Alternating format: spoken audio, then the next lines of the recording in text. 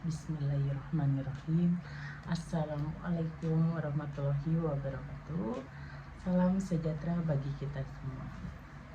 Perkenalkan, saya Maulana Fajri. Saya biasa dipanggil Maulana.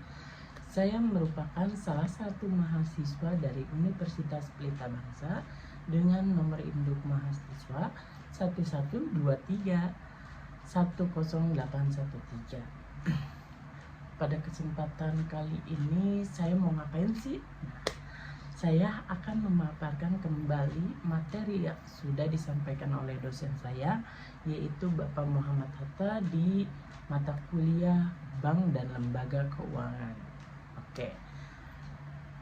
Di sini saya akan membahas dan atau memaparkan kembali materi tentang penghimpunan dana bank.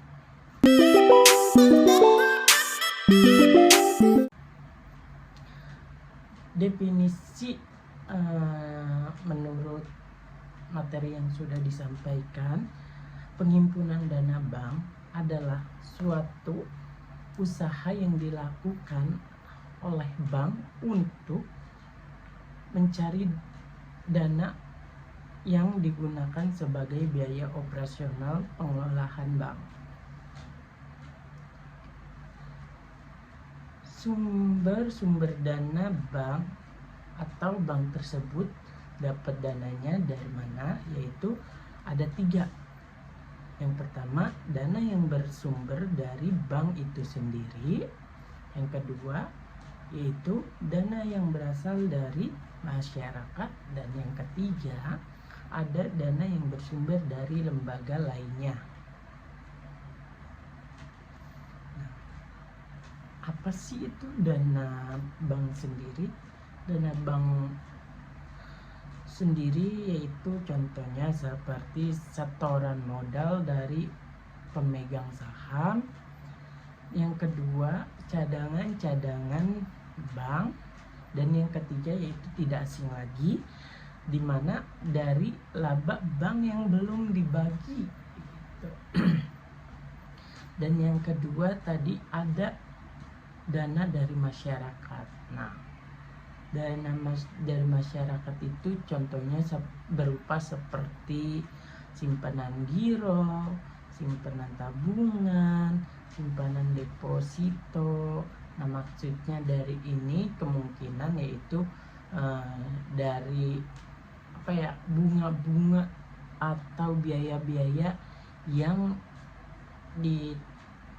dikenakan dari masyarakat yang membuat tabungan, terus juga yang membuat simpanan di giro, kan itu ada biayanya. Contoh kayak simpanan giro itu ada biaya. Setiap nasabah yang membuat tabungan giro itu pasti dia kena biaya pembuatan giro. Itu kemungkinan. Langsung aja. Nah, di sini saya juga akan menjelaskan simpanan giro. Di sini menurut Undang-Undang Perbankan nomor 10 tahun 1998, yaitu yang berbunyi, giro adalah simpanan yang penarikannya dapat dilakukan di setiap saat dengan cek atau bilet giro. Nah, sarana perintah pembayaran lainnya atau dengan cara pemindah bukuan gitu. Nah, instrumen penarikan giro itu ada 3 rupa. Yang pertama yaitu atau sarananya macam-macam giro itu ada 3, yaitu cek, bilet giro, alat pembayaran lainnya, contohnya seperti surat kuasa. Mungkin dulu masih banyak ya diberlakukan kayak surat kuasa itu, tetapi kesini-sini untuk bank udah jarang, lebih ke cek dan bilet giro. Nah, kalau misalkan nanya apa sih perbedaan cek dan bilet giro, nanti saya juga akan menjelaskan itu. Ini kita jelaskan satu-satu terlebih dahulu aja. Nah, langsung aja yang pertama yaitu cek. Apa sih itu cek? Cek adalah surat perintah tanpa syarat apapun dari nasabah kepada bank yang melihara rekening giro nasabah tersebut untuk membayar sejumlah uang kepada pihak yang disebutkan di dalamnya atau kepada pemegang cek tersebut. Nah, jadi dari pengertian tersebut bahwa cek itu bisa dicairkan atau ditunaikan oleh siapapun dan kapanpun dan dimanapun, namun itu di luar persyaratan tertentu. Walaupun dicairkan oleh siapapun, ada peraturan tertentu yang ada di cek tersebut, tuh teman-teman. Nah, di sini syarat hukum dan penggunaan cek KUHD pasal 178. Oke, yang pertama yaitu ada surat cek harus tertulis kata cek. Nah, tidak mungkin udah tau lah gitu maksud dari tersebut. Jadi itu berupa cek ya, di atasnya harus tertulis cek, bukan bilet giro. Dan yang kedua ada surat cek harus berisi perintah tak bersyarat untuk membayar sejumlah uang tertentu. Surat cek harus berisi perintah tak bersyarat. Maksudnya itu ya seperti yang tadi saya bilang tadi, bahwa cek itu bisa ditunaikan oleh siapapun tanpa syarat apapun gitu. Dan yang ketiga yaitu adanya nama bank yang membayar. Nama bank yang membayar tertarik. Dan yang keempat ada penyembutan tanggal dan tempat cek dikeluarkan. Kalau teman-teman pernah melihat bentuk fisik cek, itu di atasnya ada nomor cek atau nomor biletnya, terus di bawahnya itu ada garis untuk diisi tempat, tanggal, bulan, dan tahun. Di situ yang harus diisi. Dan yang kelima yaitu ada tanda tangan penarik atau spesimen si pemilik rekening cek tersebut gitu. Nah, di sini ada juga syarat lainnya untuk penarikan sejumlah uang di cek. Yang pertama yaitu salah satunya nih ya, yang paling penting yaitu ada tersedianya dana. Terus kedua, materai yang cukup. Kalau sekarang itu ceknya harus materai yang sudah tahun 2021. Di bawah tahun tersebut, kalau misalkan di ceknya masih materai 2019, dia harus memakai materai kembali, yaitu materai fisik yang 10.000 gitu. Nanti semisal teman-teman melakukan transaksi di bank, pasti kalau si teller nih ya, si tellernya teliti, dia bakalan meminta materai gitu. Yang ketiga yaitu jika ada coretan atau perubahan harus ditandatangani oleh pemberi cek.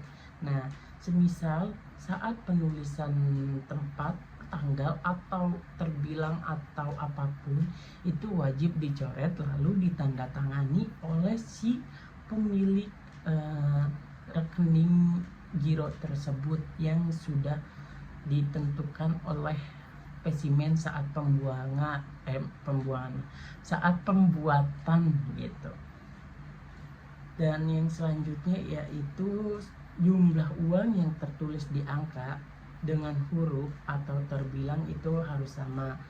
Contohnya seperti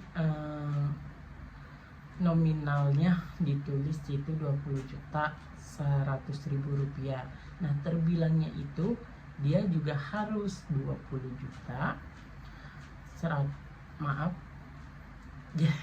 maksudnya itu misalkan ada penarikan 2.100.000 rupiah itu ditulis angkanya kan. Nah, terbilangnya juga itu harus sesuai. Jadi yang ditulis terbilangnya yaitu 2.100.000 rupiah. Nah, untuk yang selanjutnya yaitu memperlihatkan masa kadaluarsa cek. Nah, cek itu teman-teman ada tanggal kadaluarsanya juga. Misalkan si pemilik cek ini udah nulis tanggal nih sebelum ditransaksiin, tapi saat habis pembuatan rekening cek si pemilik cek tersebut udah ditulisin semua nih ceknya, itu juga agak sedikit berbahaya juga, takutnya kan nggak ada yang tahu, jarang digunakan nih. Nah, digunakan itu saat beberapa bulan kemudian setelah dia membuat rekening cek tersebut.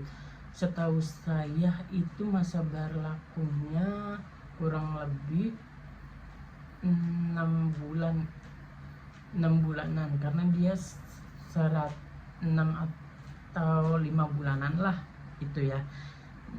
Nanti kalau misalkan salah mohon dikoreksi.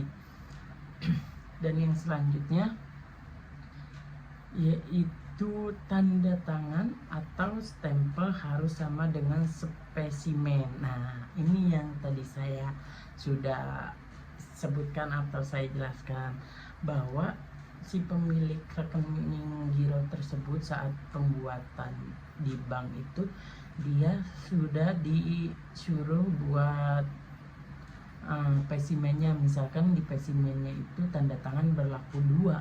Nah, saat dia pembayaran ke orang lain memakai atau menggunakan cek tersebut, ya cek tersebut harus ada tanda tangan 2 orang yang sudah ditentukan oleh spesimen. Misalkan ada juga stempel, yaitu harus ada stempelnya juga. Kalau tidak, ya nanti saat si nasabah penerima cek dari nasabah pemilik cek itu bakalan ditolak oleh pegawai bank gitu. Dan begitu juga tanda tangan, semisal kurang 1 itu harus 2, tidak bisa 1, jadi pasti bakalan ditolak gitu. Contohnya seperti kayak tadi ada yang salah nih, penulisan dalam angka, tanggal atau terbilang itu dicoret, ya di spesimen tanda tangan berlaku berdua, ya tanda tangan koreksinya itu harus berdua juga. Masalah stempel itu kembali lagi ke bank cek tersebut. Ada beberapa bank yang kalau misalkan ada yang salah ya udah hanya cukup tanda tangan di spesimen tersebut gitu. Lalu selanjutnya itu tidak diblokir pihak berwenang. Nah, di sini saya tidak bisa menjelaskan karena saya juga belum paham ya. Dan yang selanjutnya itu resi cek sudah dikembalikan. Nah, di sini saat nasabah pemilik rekening giro membuat atau misalkan udah habis nih atau buat baru, itu di depan cek ada lembaran warna putih. Nah, di situ hampir sama sih kayak ceknya, cuma kalau dia lebih kayak bukti bahwa cek itu baru dibuat gitu. Nah, sebelum digunakan cek tersebut nih, itu nomor resi itu harus dikembalikan ke pihak bank cek tersebut. Untuk apa sih? Nah, untuk diaktifkan oleh si bank gitu teman-teman. Oke. Untuk yang selanjutnya yaitu endorsement yang benar atau tanda tangan yang benar. Nah, saat si pemilik rekening giro tersebut membuat nih di bank giro tersebut, itu pasti si pemilik rekening gironya itu dimintakan untuk tanda tangan di spesimen yang tadi sudah dijelaskan di awal. Nah, tanda tangannya itu saat mengeluarkan ceknya itu juga harus benar, harus sama seperti tanda tangan yang ada di spesimen cek tersebut, mulai dari kayak tarikannya, terus bentuknya itu harus sama pokoknya, tidak boleh beda. Misalkan di spesimennya tanda tangan nih kayak tanda tangan di kartu identitas atau KTP. Nah, dia mengeluarkan cek untuk pembayaran, tapi tanda tangannya dibedain sama spesimen, itu tidak bakalan diterima oleh si bank gitu. Otomatis si penerima cek tersebut ditolak dan disuruh mengembalikan cek tersebut untuk diminta kembali tanda tangan yang benar gitu teman-teman. Nah, untuk yang selanjutnya yaitu rekening biletnya itu belum ditutup. Nah, itu pasti udah tau lah maksudnya. Jadi ya si pemilik rekening giro ini membayar nih ke orang, namun ternyata rekening cek tersebut sudah ditutup. Nah, itu otomatis di bank tersebut nggak bakal bisa digunakan lagi. Karena apa? Karena rekeningnya sudah ditutup gitu teman-teman. Nah, yang terakhir yaitu ada syarat-syaratnya gitu teman-teman. Nah, nanti ini ada pembahasannya di belakang. Untuk selanjutnya yaitu jenis-jenis cek. Nah, di sini ada cek atas nama, cek atas unjuk, cek silang, cek mundur, cek kosong, itu macam-macam cek. Nah, mungkin saya akan menjelaskan beberapa aja ya gitu. Nah, di sini saya akan menjelaskan cek atas nama. Nah, di sini penjelasannya merupakan cek yang diterbitkan atas nama seseorang atau badan hukum tertentu yang tertulis jelas di dalam cek tersebut. Sebagai contoh, jika di dalam cek tertulis perintah bayarlah kepada Tuan Roy AKC sejumlah 3 juta rupiah atau bayarlah kepada PT Marindo uang sejumlah 1 juta, maka cek inilah yang disebut dengan cek atas nama, namun dengan catatan kata atau pembawanya itu tidak dicoret ya teman-teman. Nah, tadi kan udah saya bilang bahwa cek ini bisa digunakan bisa dibawa dan ditunaikan, dicairkan oleh siapapun, kapanpun dan dimanapun, tetapi selama pembawanya ini atau kata atau pembawanya itu tidak dicoret. Nah, itu ada, kalau teman-teman tahu pernah melihat bentuk cek bank, itu di sampingnya itu ada tulisan atau pembawanya itu kecil dah. Nah, itu tidak dicoret, itu baru berlaku dicairkan dengan siapapun atau dimanapun. Tetapi kalau misalkan udah tertulis nih Tuan Tony, dibayarkan untuk kepada Tuan Tony, nah di sampingnya tidak dicoret, nah itu masih bisa kita tunaikan. Namun kalau di sampingnya dicoret, itu sudah tidak bisa dicairkan oleh siapapun. Nah, untuk selanjutnya yaitu cek silang. Cek silang ini contohnya cek silang atau cross merupakan cek yang di pojok kiri atas diberi 2 tanda silang. Cek ini sengaja diberi silang sehingga fungsi cek yang semula tunai berubah menjadi non tunai atau sebagai pemindah bukuan. Nah, maksudnya itu, jadi cek ini di paling ujung itu bisa dicoret 2 garis itu untuk menandakan bahwa cek tersebut sudah tidak bisa ditunaikan lagi. Namun masih bisa digunakan, tetapi hanya untuk digunakan sebagai pemindah buku saja, tidak bisa ditunaikan lagi gitu teman-teman. Nah, langsung aja ya kita membahas keterangan yang ada di dalam cek. Nah, itu ada beberapa contohnya seperti ada tertulis kata-kata cek, ada tertulis bank penerbit,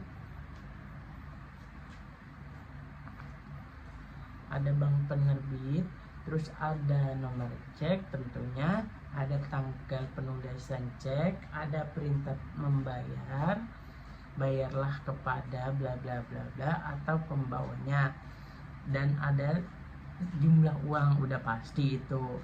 Terus juga ada tanda tangan atau cap perusahaan pemilik cek kalau memang cek tersebut membutuhkan stempel. Tuh teman-teman, langsung aja kita membahas selanjutnya yaitu bilet giro atau BG. Nah, BG sama cek itu beda sama, tapi beda jauh sih menurut saya. Namun ya samanya dia itu sarana bank untuk nasabah membayar ke nasabahnya lagi. Nah, di sini bilet giro merupakan surat perintah dari nasabah kepada bank yang memelihara rekening giro nasabah tersebut untuk memindahbukukan sejumlah uang dari rekening yang bersangkutan kepada pihak penerima yang disebutkan namanya pada bank yang sama atau bank lainnya. Nah, jadi maksud dari ini yaitu bahwa bilet giro itu tidak bisa ditunaikan sama sekali, mau itu dicoret mau enggak gitu, dia tetap tidak bisa ditunaikan teman-teman, dia hanya bisa dipindah bukukan saja. Namun bisa dipindah bukukan ke misalkan bilet gironya ini bilet giro bank BCA. Nah, dia bisa dipindah bukukan ke rekening Bank Permata gitu. Nah, tetapi bilet giro ini hanya bisa dibawa oleh si penerima bayaran tersebut. Misalkan Gunung Putri membayar kepada Tuan Tony. Nah, itu harus Tuan Tony-nya sendiri yang membawa bilet giro ke bank gitu teman-teman. Tetapi tidak usah misalkan Tuan Tony-nya tidak bisa berhalangan hadir, nah itu bisa diwakilkan, namun harus ada surat kuasa yang diberikan oleh bank tertuju. Misalkan Tuan Tony dapat bayaran tadi dari Gunung Putri menggunakan bilet giro BCA dan dibayarkan ke rekening Tuan Tony ke rekening BCA juga, walaupun sesama BCA dia tetap tidak bisa, dia harus si Tuan Tony sendiri, tetapi bisa kecuali ada surat kuasanya itu teman-teman. Nah, surat kuasanya ini itu tidak bisa dibuat oleh nasabahnya sendiri, si banknya itu udah punya format surat kuasanya tersendiri. Jadi kemungkinan nanti dikasih surat kuasa dan nanti ada kolom-kolom atau pom-pom yang harus diisi nasabah tersebut dan ditandatangani gitu. Setahu saya itu surat kuasanya dari bank tersebut terus diisi dan ditandatangani oleh misalkan si Tuan Tony, ya harus si Tuan Tony yang tanda tangan di atas materai tersebut serta dilampirkan KTP Tuan Tony dan orang yang dikuasakannya gitu. Dia juga sama ada masa berlakunya, tanggal penulisan bilet gironya itu ada waktunya, bahkan dia lebih lebih cepat gitu masa berlakunya, tidak lama seperti cek. Nah dia juga bilet giro itu bisa ke bank lain sama seperti cek juga sama sih. Nah, di sini ada nih perbedaan antara cek dan bilet giro. Yang pertama yaitu identitas. Nah, di identitas cek itu atas nama atau atas unjuk. Sedangkan kalau bilet giro itu atas nama. Yang kedua yaitu sifat. Dicek itu non tunai non tunai dan tunai. Nah, yang seperti tadi saya jelaskan bahwa cek itu bisa ditunaikan dan bisa dipindah bukukan. Sedangkan bilet giro itu sama sekali tidak bisa ditunaikan, hanya bisa non tunai atau pemindah bukuan saja. Nah, selanjutnya yaitu tanggal. Tanggal untuk dicek hanya ada satu tanggal, sedangkan di bilet itu ada dua tanggal teman-teman. Tanggal pembukaan bilet giro dan tanggal untuk si nasabah datang ke bank gitu. Nah, jadi gitu teman-teman. Apa tadi? Cek dan BG itu berbeda ya tentu. Dan si penghimpunan dana itu ada dari 3 sumber dana yang tadi sudah dijelaskan ya teman-teman. Nah, mungkin pemaparan saya cukup sampai di sini saja. Apabila ada kekurangan atau kesalahan untuk kata-katanya, saya mohon dibukakan pintu maaf yang seluas-luasnya, karena di sini juga saya masih belajar juga gitu teman-teman. Tapi kalau misalkan mau menanya tentang dunia perbankan, boleh juga tanya langsung aja, bisa di komen nanti ya. Oke, cukup sekian dari saya Maulana. Saya pamit undur diri. Wassalamualaikum warahmatullahi wabarakatuh.